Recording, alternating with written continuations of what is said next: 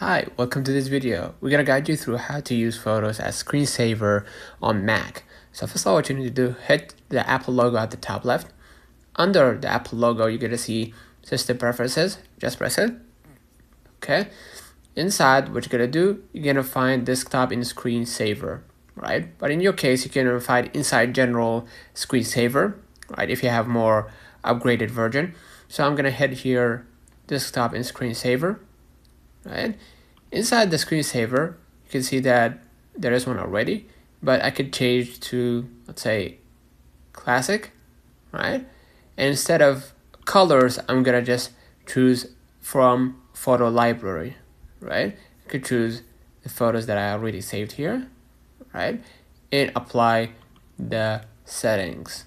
So let's say I'm choosing here, photo library, right? So as you can see right here, you're gonna be able to preview you're gonna be able to view the screensaver and how it will look like from your photo library. So let me know in the comments if this video helped you. Don't forget to like and subscribe, turn on the notification bell to receive every video we upload. Thank you for watching. Till next time, see you.